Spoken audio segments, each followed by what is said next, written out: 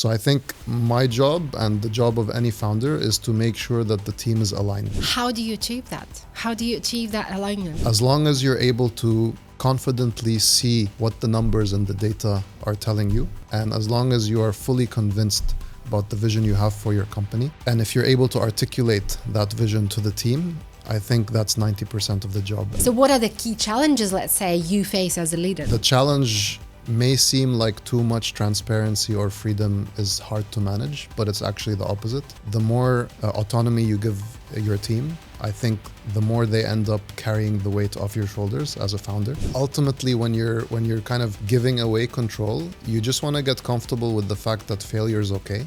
And failure is 100% going to happen. And as soon as you see that your team is actually extremely motivated and they get really passionate when they feel involved in not just the good times, but they get involved in the bad times within a company, they want to help you solve. It's every founder's responsibility to make sure that the team grows sustainably as fast as needed and be very, very picky about who you hire or onboard to your team.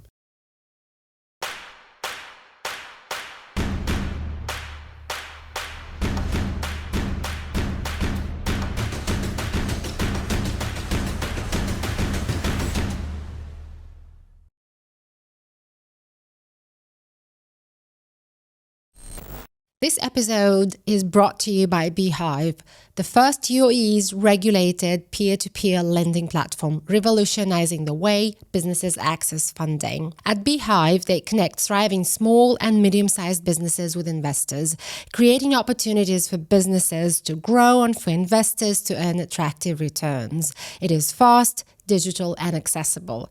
Whether you're a business owner seeking funding or an investor ready to explore new opportunities, Beehive makes it simple, secure and transparent. Want to learn more? Check out the link in the description below or visit beehive.ae to see how Beehive can work for you. Please remember, all investments involve risks and returns are not guaranteed.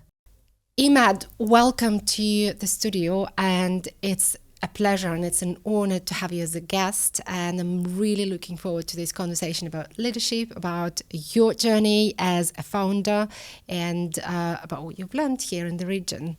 It's an honor to be here. Thanks for having me. Can we start this conversation with a little bit, going back to your background and how did you come to becoming a founder? So before that, you had a really successful corporate career. Can you talk about that a little bit? Yeah, sure. So I've been in Dubai for over a decade now. Right out of university, I joined Google. That was my first and last corporate job before I started Mamo with my co-founders. Basically, what I was doing at Google in the early days is I was in the engineering kind of department at Google. And then shortly after doing engineering for a while in North America, I moved to Dubai, where I joined the sales team. And what we did was basically sell marketing technology to the larger clients in the region, like Emirates Airlines, etc. So I did that for about 8 years, got a lot of exposure to how very complex and effective marketing is done using the different MarTech or marketing technology that's out there in the market. And then eventually, after 8 years in Dubai, I decided it's time to venture out of the comfortable corporate life and basically start Mamo. What inspired you? I'm eager to ask you, what inspired you to change stability of Google? Google is a big brand, right? It's a great company. For many, it's a dream job, probably.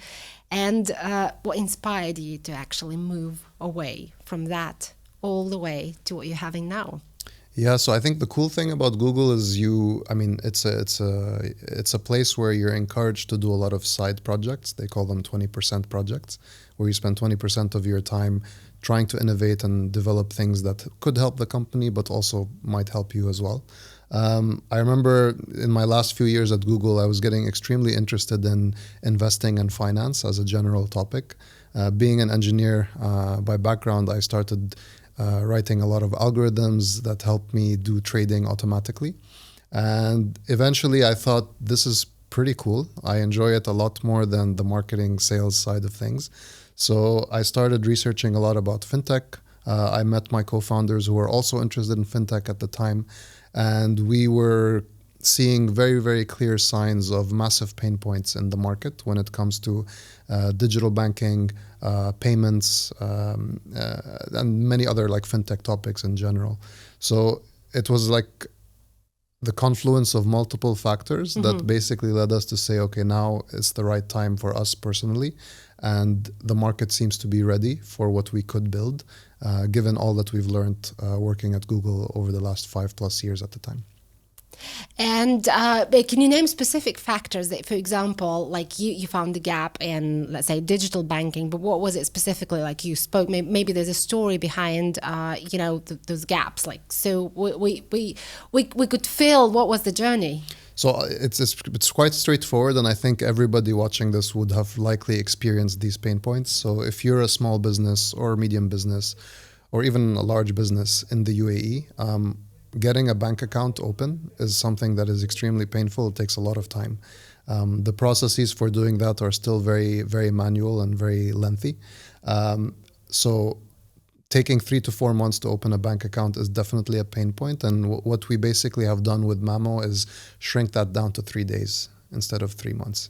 Another problem that small businesses face is they get often marginalized and underserved. What does that mean? It means the level of service, customer support, the quality of the products that they're signing up for is below par.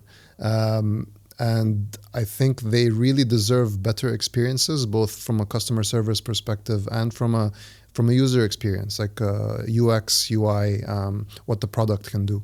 And I think a lot of businesses today wish they could have access to features that simply do not exist in the traditional financial services sector. And we're here, or we started Mamo, to directly address those problems using all the technical and product and design know-how that we felt we had. And fast forward 3 years, our customers are raving about the experience that we provide, both from a human support perspective, but also the product is so easy and delightful to use.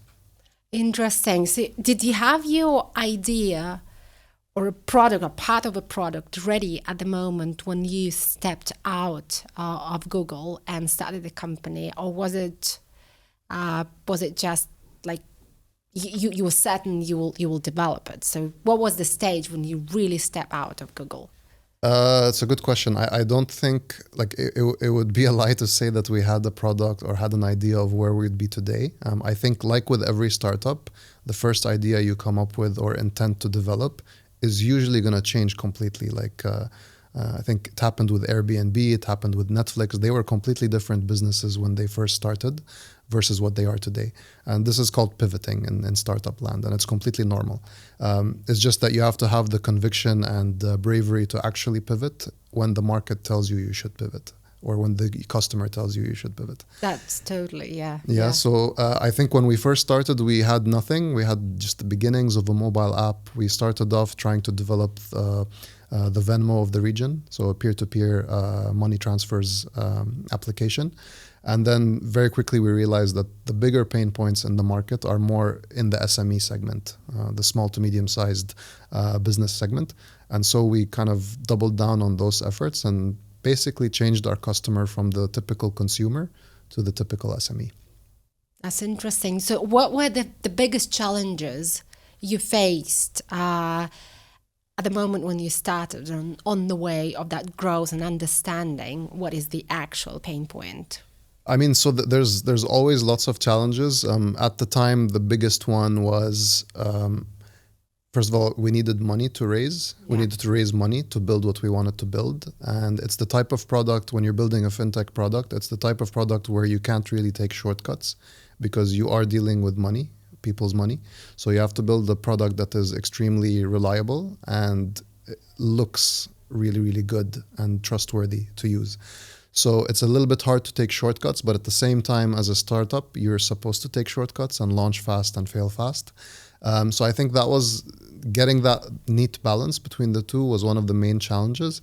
And then obviously regulation is an obvious challenge for a fintech, but I won't go deep into that as I've discussed it before at length. But so those two, fundraising, balancing quality versus speed, and then hiring a team in the early stages is obviously hard because you don't have an established brand yet. So you have to really convince top-notch people to join your team in order to start the journey of building something cool together. So were you able to convince the top-notch sort of people to join you? Yeah, we were able to convince top-notch investors to invest, top-notch people to join us in the early days. And I think the first 3 or 4 hires that we made really set the tone for what the culture at Mamo is today. And I think those 4 hires are probably the most important decisions that we've made in the history of Mamo, I would say. Wow. So what was your point of selling, let's say? So how did you make them join you in that journey? So I think the fact that we all had Google backgrounds was pretty impressive to everyone. People really appreciate and respect the Google brand. And I think the vision of what we were trying to build was quite grand. We were trying to build a full stack financial services platform for consumers and SMEs. Today we focused a lot more on SMEs. So we were, I would say, a little bit too ambitious That's at great, the time. Right? So I think the combination of who you were going to work with as an incoming member of the team and what we were building was good enough to convince them of, yes, let's go, let's do it. Do you agree with the saying that most of the entrepreneurs are risk takers? Do you consider yourself to be a risk taker, and your co-founders as well? So it's a hard question. I think most entrepreneurs or founders would be classified as risk takers. I'm personally not a risk taker in most things, but I am a risk taker in some things. I like to take calculated risks. So I like to make sure that the reward is high if I am taking a risk. And I think this is like when you're running a regulated fintech that is a startup. Again, it's that balance between you're dealing with people's money, you're building a product that really cannot fail, you cannot afford to fail. But at the same time, you want to build something so quick and fast moving to compete with the incumbents, right? So you have to take risks, but they have to be calculated risks. And what we do at Mamo, generally speaking, when we're building product, is we like to identify what are the biggest, riskiest assumptions that we're making as a company, and how do we kind of validate them so that we eliminate risk. So we start off with a high risk proposition, then we kind of try to reduce that risk by doing very fast, quick, cheap validation, and then we go crazy and continue building the product. That's fun. Do you have self-doubts, you personally and your team, and how do you overcome them? So I think imposter syndrome is a real thing, not just in startups, but in corporate as well. I think everybody at some point, especially when you're working with a high caliber team, you sort of doubt whether what you're doing and how you're making decisions is as good as it can be. And I think it's healthy for the team to push each other on, doubting things, analyzing things before executing.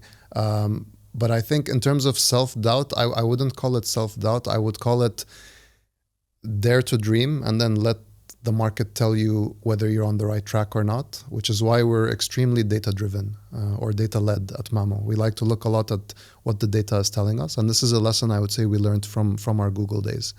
How do you use data to validate that you're on the right track? And most importantly, when you're no longer are on the right track, how do you ditch that effort and pivot to something else? It could be a new go-to-market strategy. It could be a new feature. It could be anything really. So wherever possible, we like to be pragmatic and let the data do the talking. And that tends to help you eliminate that kind of imposter syndrome or self-doubt. For sure. Definitely. So I was going to ask you, so what do you have a culture of sort of discussing that on a regular basis with your core team? Whether, like, as you mentioned, within your team, do you push each other? Do you doubt each other? How do you encourage that culture? Or you prefer to have sort of a more stable, more sort of smooth discussion with your co-founders, core team, your high caliber employees, let's say? So firstly, I would say, like, when we say core team, I think at a company our size, everybody's opinion really matters because we're not that big of a team. So we like to get a very diverse set of opinions and inputs into any decision we're making, whether it's strategic or tactical. how we like to operate is whenever we're brainstorming something or trying to make a decision, we bring in the right people, but a diverse set of people to make that decision. And we challenge each other on the assumptions we're making on the decision. We try to brainstorm in a way that doesn't consider any constraints whatsoever. And then only once we've completely brainstormed and analyzed all the possibilities do we start adding the constraints back into the equation. We find that this helps us avoid thinking from a we can't because mentality, and it helps us come up with ideas that really dare to push the envelope on what's happening today and how things are done today. So yeah, that's my feedback there. What do you consider to be your biggest success as an entrepreneur? Biggest success so far, I would say, is the fact that we have managed to build and maintain and grow the team to what it is today. And you can really sense the maturity that the team, the growth and maturity that the team has gone through. We have some people who've been with us since day one still today. And I think the biggest success for me is getting to the size we are today, but not losing the way we collaborate together as a team. So ultimately, the culture that we have at Mamo has been pretty sacred for us, and it has taken an intense amount of investment, both time, money, and mental attention to maintain it. Without that, you tend to see companies quickly grow and then things are lost. It becomes political internally. There's lack of alignment on the vision of the company. So this for me is the most difficult and the thing that I'm the most proud of. That's interesting. And how would you describe what are those core values within that culture? Is it transparency? Is it everybody matters? Or how would you describe those values, if I may ask? Yeah, so it's an interesting question. And I think values, we recently did a leadership summit at Mamo, where we kind of every once in a while we recheck whether how we're operating is in line with the values of the company. And there's a saying that surfaced from that summit, which is that values are read-only. It's not, you can't really dictate what the values should be. They just come up from the way you do things in the company and the people that you've hired. And some of the values for us that are super important is the bravery and freedom to experiment without fearing what the consequences will be of a failed experiment. Always being compassionate to the end customer is really, really important. So, and you see this plagues a lot of companies here in our region, where they make decisions that may not be in the best interest of the customer, but they are in the best interest of the P&L of a company. So we're very, very mindful of not messing up that balance, empowering the team to make decisions freely, and definitely transparency with how we operate is extremely important, both internal transparency, but also our transparency with our users on things like how we price our products, how we communicate the pricing, etc. Which brings me to actually the part of the questions that we usually uncover in this series about management and leadership style, and because probably the culture you've just described might actually bring certain challenges to you as a leader. So how do you describe yourself as a leader then of a team that both transparent, free to take decisions, free to express their opinions, let's say, and you balancing between, the internal culture and also external culture with your users, with your clients, with your customers? So what are the key challenges, let's say, you face as a leader then?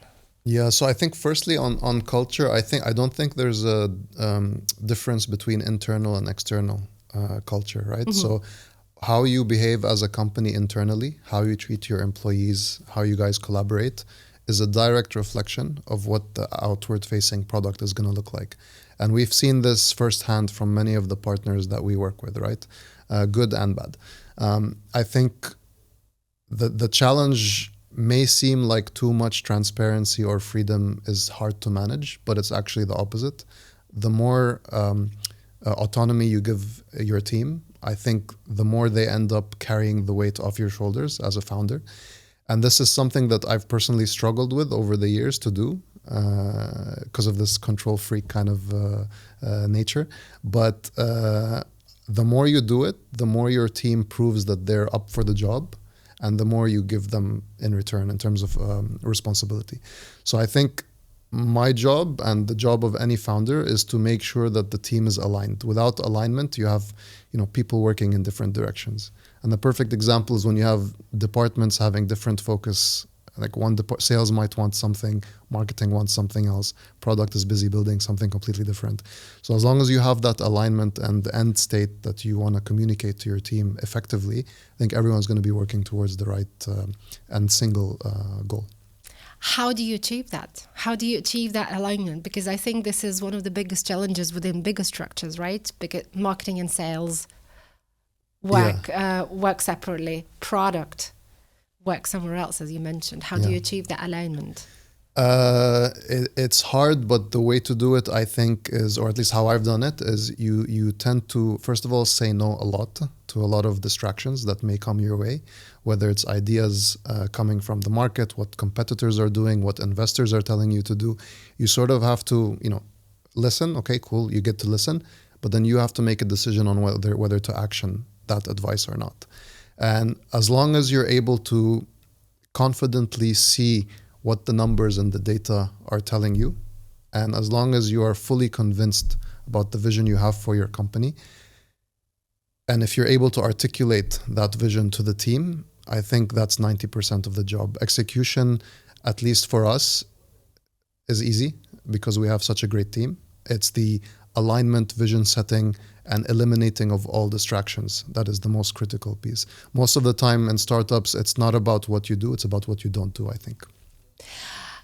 Is vision something that you review from time to time? Is it changing, evolving, expanding, niching down? So is there something happening with the vision over the growth?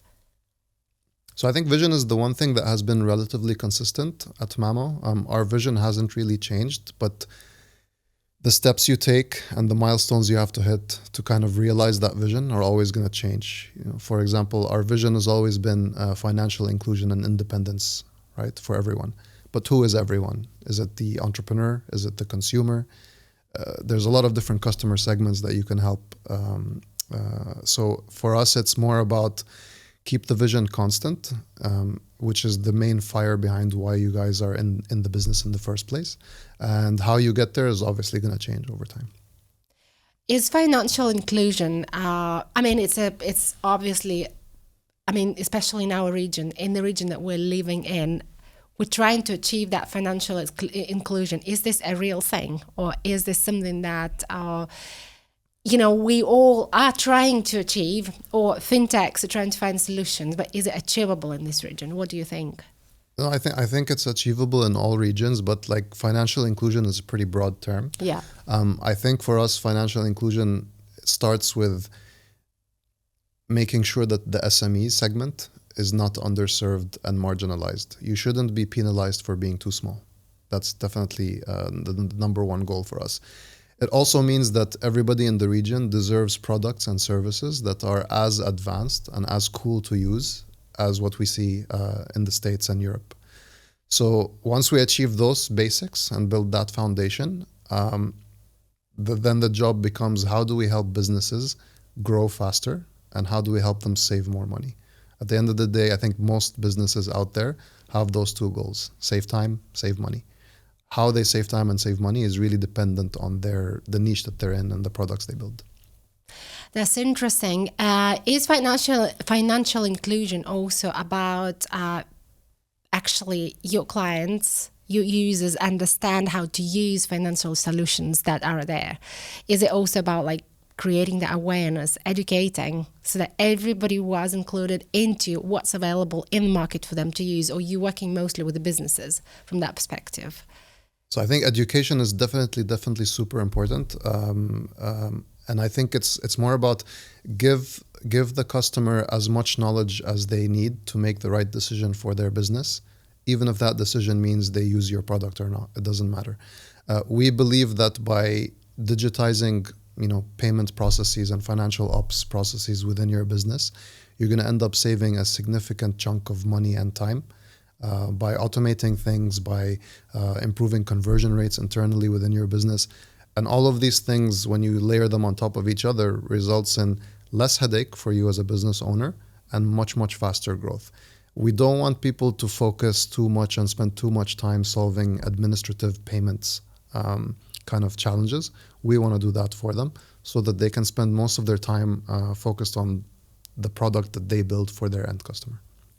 It's interesting. Just coming back to you as a leader. So how if you had a chance, like I usually ask a question to you, to the founders that I'm interviewing, if you had a chance to have any mentor in the world in terms of probably, I don't know, vision, in terms of how to lead a team, etc. Maybe you had a mentor. So who would that be, or who is that? Yeah, so I for me personally, I haven't had like one mentor that I look up to for everything. I tend to learn small things from different people that I work with or engage with. For example, and it depends on what area of leadership I'm looking to get mentorship on. Yeah. So for example, my co-founder Asim has taught me a tremendous amount in the last 3 to 4 years on how to delegate, how to lead, how to be compassionate with the team. We have a saying which is ask for forgiveness instead of permission, how to give that back to the team. And at the same time, early joiners in Mamo have taught me a lot on how to build product. Our CPO Asma, for example, has taught me a lot about how to not build the perfect product, which is my typical engineering mindset mentality, right? So I tend to want to build the perfect product, but really what you want to do is back to the riskiest assumptions aspect of building. You want to build something really quick, validate it, and then only later optimize it to become a really, really perfect work of art, so to speak. So everyone I've engaged with, even some investors that advise us on strategic and operational topics, I tend to pick and learn small pieces here and there. And at the end of the day, what you want to do is take that advice, turn it into how you would do things, and that makes you a better leader overall over time. So it's very small compounding improvements that you make in your personality and your leadership style. It's not copy paste what someone else might do in another company. Definitely, yeah. It's an inspiration. It's also something that you probably found useful. I was going to actually ask you about, you mentioned that you had this at probably some point of your journey. You had that attitude of being a little bit of a control freak, so a little bit controlling. How did you overcome that state? How did you manage to switch from controlling things to delegating things? And was it a difficult sort of kind of lesson that you learned? Definitely a difficult one. I think my co-founder had a lot to do with helping me with that journey. So ultimately, when you're kind of giving away control, you just want to get comfortable with the fact that failure is okay, and failure is 100% going to happen. I think what was stopping me from giving away that control was the perfectionism element, right? Everything has to be perfect. You're not allowed to fail. You're not allowed to fail. You're not allowed to fail was like the self-talk that you feel as a founder. As soon as you experience failure multiple times and you realize, like, what's the worst that can happen? We just regroup and try again. And as soon as you see that your team is actually extremely motivated and they get really passionate when they feel involved in not just the good times, but they get involved in the bad times within a company. They know transparently what's going well and what's not. They want to help you solve. Everyone likes to problem solve difficult situations, right? So as soon as you see this give a little and get back, you start to give more and get more back. And then eventually you get into the cycle of, I have very trustworthy people that I've hired. Hire them slowly. Make sure that you give them the best chance of success. And from then, it's just you have to let go. There's no way to scale a company when you're still a bottleneck in every little process or decision happening. Speaking about failures, if I may ask, what was your sort of, do you consider to be your sort of biggest failure, or the failure that actually left a mark in your particular sort of journey, your memory, I don't know, as a leader or as a founder? So without sounding cliche and saying there is no failure, there's just learnings, I would say one of the things that bothers me the most, I would say, is like I don't like wasting time in general. So anytime something could have been avoided and it took too long to address, that would be for me considered a failure, so to speak. So for us, I think it took us a long time to pivot away from the consumer customer segment and towards the SME customer segment. And for a long time at Mamo, we were sort of building two companies in parallel, one consumer company and one B2B company.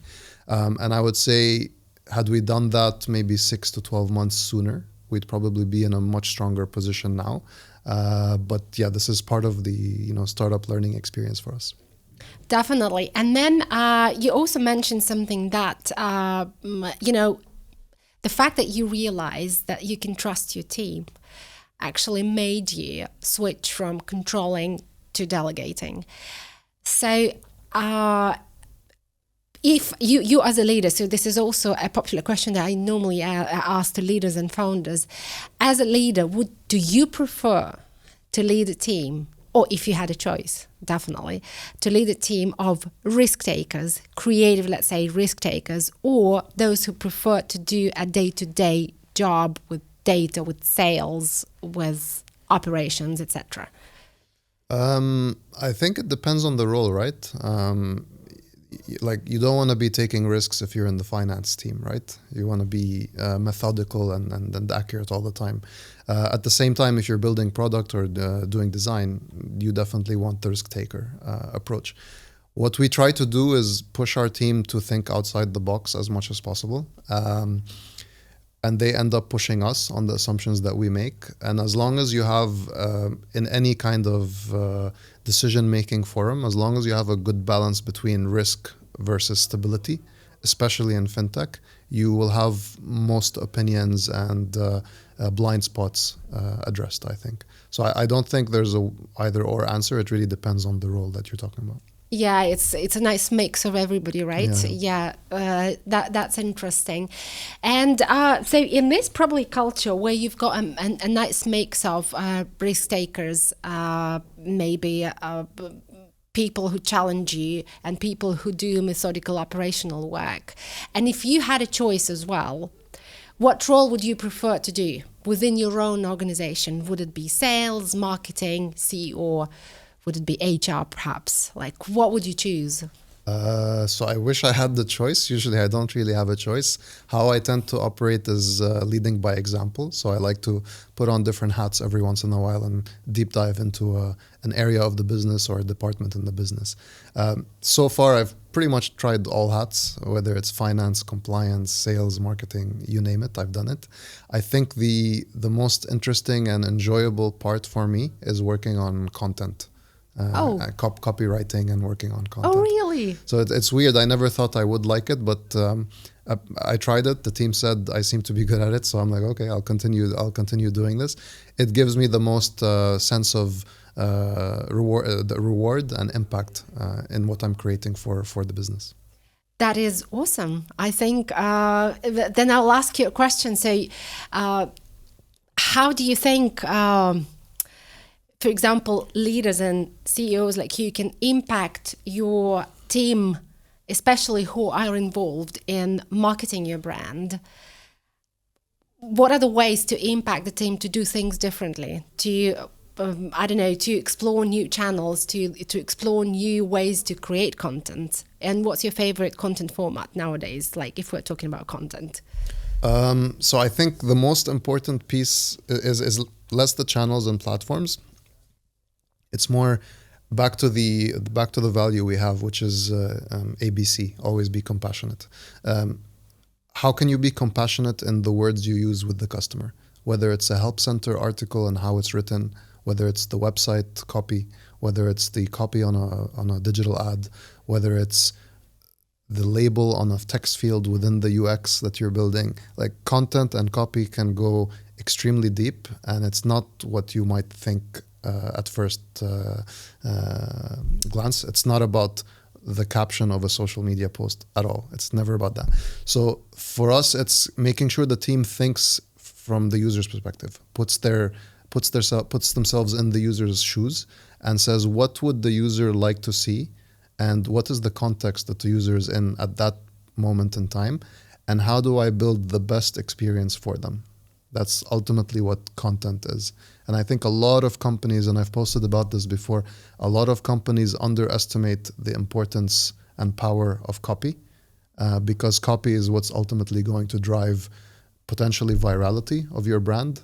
And how many times have you seen a very cool, witty email and shared it with your friends, being like, "Oh, this company is so cool. Look how they speak to us." This, I think, drives word of mouth about your brand, and it creates this affinity to your brand that you can't really achieve by throwing money at the problem.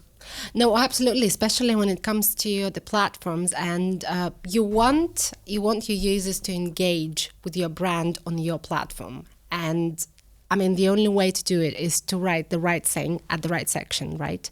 Just to keep them there, definitely. It's super interesting. And do you, how do you, let's say, continue educating yourself as a leader, as a marketer now? We're talking almost like marketing with the CEO, which is very unusual for me. But how do you keep educating yourself? Do you listen to podcasts? Do you attend events? Do you talk to, I don't know, mentors, experts? So what's your way to educate yourself as a leader, as a CEO as well? So I like to just see what's happening in the market at all times. I get a lot of information from social media in general. And whenever I feel like I've read something or seen something that is an interesting thread to pull on, I just go very deep down the rabbit hole of that topic. Obviously, for example, Gen AI recently has been one of the most exciting areas where you can help multiple departments within your business using it. So we ended up going deep into that and, seen how we can embed it into multiple areas like support, even content writing. We've tried to, build our own bots that help write in the tone of voice that we want to portray out there, to put out there. But generally, learning is I read a lot. I talk to founders and colleagues on what they've seen in the market. We have a fully dedicated Slack channel that talks about what counterparts in other markets are doing, cool new technologies that have come up, and ultimately we push each other to continue to discover and explore what's happening out there, and that kind of creates the initial thread to pull at when it comes to learning about new things. Interesting. And that's kind of that's great. Do you also encourage your team to sort of collaborate in terms of what they've learned? And what's your point of view on Gen AI, by the way? Yeah, so Gen AI is a popular topic. So definitely we encourage the team to do as much as possible when it comes to seeing technologies out there and figuring out how to embed them within Mamo. For example, Gen AI, we now use it within the engineering team to do what's called pair programming. So viewers who are engineers would know what that is. It's when you use AI as your kind of partner in crime while coding. It helps you write unit tests. It helps you propose more elegant ways of writing a certain piece of code. And that's just one example in engineering. We have, like I said, we're using Gen AI to create content, whether it's help center content, marketing content, all kinds of things. And it's not really just about Gen AI. It's more about how do you use technology to just make things more efficient. How do you use data and analytics, for example, is extremely underrated in the market. Everyone's talking about Gen AI, but you don't really need that kind of stuff to do amazing things. Just using data and analytics to improve the conversion rates on your website, for example, small changes like that can go a long way in impacting your bottom line. So what is your prediction for 2025, let's say, in terms of what do startups, the growing startups, what do they expect? What do founders need to look up in our region? What country, probably a trend or technology? What's your prediction? So technology-wise, I think more from a payments angle, I think founders can look forward to ever reducing fees in the payment space. It's going to become cheaper and cheaper to do business and collect payments over time.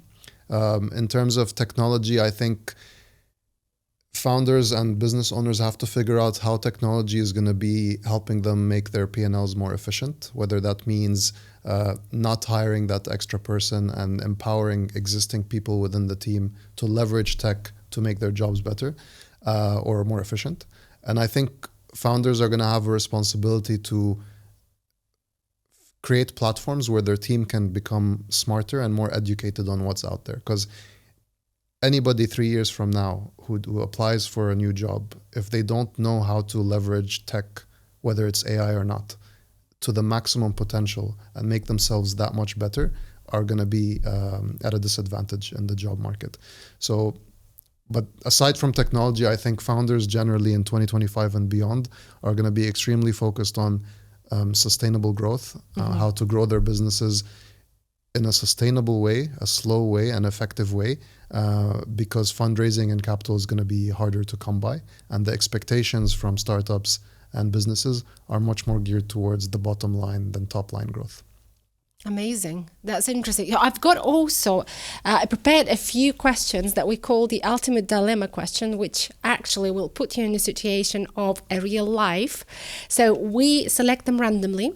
That's something new that we started doing within this podcast. So it'll be interesting for you to pick up.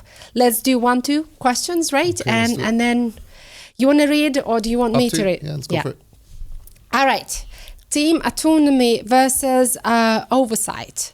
So would you empower your team to make independent decisions and take ownership of projects, even if it means they might make mistakes, or maintain close oversight to ensure everything aligns with your vision? So like I said earlier, if you've done your job as a CEO and communicated the vision to your team, you should have pretty high confidence that the team is going to make the right decision. It'll be very strange if you've communicated your vision effectively and the team makes a decision that you wouldn't have made. It more often than not says something about your articulation of the vision than their proposed solution. So definitely give the team autonomy and definitely sense check the final decision very briefly and address any mismatches by working on yourself, not your team. Usually you're wrong, not the team, I would say. That's interesting. If I may clarify, do you think it changes with the company growth? Like, do you think when the company grows into like a much bigger organization than it used to be at the beginning, do you think this might change? No, I think it only you basically have more trust in the leaders that you've hired. And again, if you don't do that, you're going to be moving extremely slow if you're the bottleneck in every decision. So is it easy as you scale? Definitely not. And like generally speaking, as teams grow, the lines of communication increase and things move slower and even culture may be lost. So which is why it's every founder's responsibility to make sure that the team grows sustainably as fast as needed and be very, very picky about who you hire or onboard to your team. Because one bad apple or one bad decision can take 6 months to roll back. Interesting. Shall we do one more? Sure. Yep. Now, personal values versus company goals. If you found out that achieving a key company goal meant compromising your personal values, would you adhere to your principles or to corporate expectations? And what factors would influence your decision? So I think we've seen this a lot in globally, actually, especially these days with all the wars happening across regions. I think the benefit of being an early stage startup or a founder in a startup or even an early stage team within a startup is that the alignment between your personal values and the company's values can be very easily vetted before you join. And you can have an extremely strong influence on whether those values continue to be maintained and respected. And I think if you're ever in a situation where you need to do something that misaligns with your personal values, you definitely have to choose your personal values, especially in a startup. And I think it's the responsibility of every leader and founder in a company to make sure that their personal values and the values of the team they've hired around them are constantly respected. So we've never been in that situation. But if we were, I would definitely go for respecting personal values and make sure that the company is operating in a way that respects them. Again, to clarify, does it change with the scale? We've seen it change, right? There are multiple companies today that were once upon a time startups, without naming names, who have become completely different companies than they were. I've even personally seen a few companies who are, just about to go IPO, and you notice a very palpable change in how they're doing customer service and product building, or even kicking customers off the platform.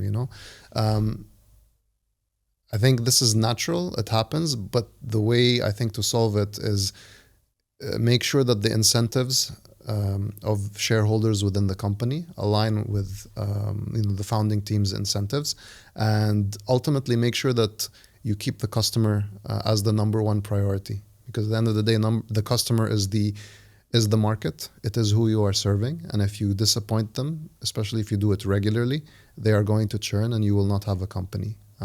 So how do we take the incentives of quarterly earnings and all that, and how do we change that to become a much more longer term incentivization for both shareholders and the company? And how do we get shareholders and stakeholders within a company to really and truly believe in the long term vision of the company, not only this month's performance or next quarter's performance?